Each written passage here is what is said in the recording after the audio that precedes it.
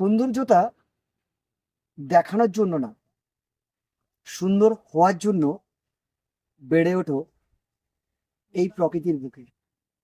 আসলে কি বলতো, আমরা আমাদের চলার পথে তার জন্যই লড়াই করি, তার জন্যই যুদ্ধ করি, আর তার জন্যই নিজেকে এগিয়ে নিয়ে যাই।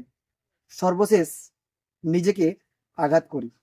জীবনে চলার পথে আঘাত না পেতে পেতে চাইলে সুন্দর হওয়ার জন্য বড় হোক।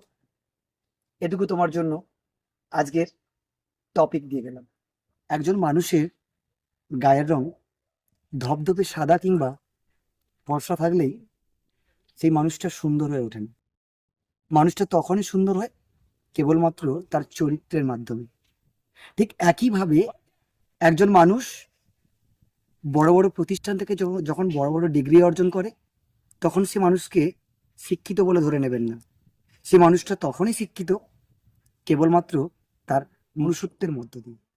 ভালো থাকবেন। কথাটা শুনেছে, যাকে তুমি অনেক অনেক ভালোবাসায় ভরিয়ে দিয়েছো, যে মানুষটার সুখে দুঃখে সব সময় পাশে থেকেছো, কিংবা যে মানুষগুলোর বিপদে তুমি সব সময় থেকেছো, হঠাৎ করে তুমি শুনলে যে সে মানুষটা তোমার সাথে বেইমানি করেছে, তোমাকে খুব ছোট করেছে। আসলে কি বলতো, তখন স্বাভাবিকভাবেই একটা মানুষের খুব আবেগ একটা তৈরি হয়, আর সেই আবেগটা হচ্ছে প্রতিশোধ নেওয়া।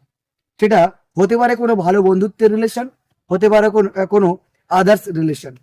বেসিক ডিফারেন্স হচ্ছে, তোমাকে বুঝে নিতে হবে প্রতিশোধ নেওয়ার কোনো প্রয়োজন নেই, শুধু সময়কে বিশ্বাস রেখে দিও।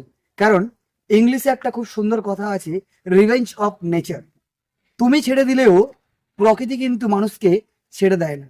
সুতরাং চুপচাপ বসে ওয়েট করো। আর তুমি যদি ভগবানের কাছে সত্যি লাকি পার্সন হয়ে থাকো, তাহলে তার পতন কিংবা তার এই যে পরিবর্তন, তার অধঃপতনের পরিবর্তনটা তুমি তোমার চোখেই দেখে যাবে।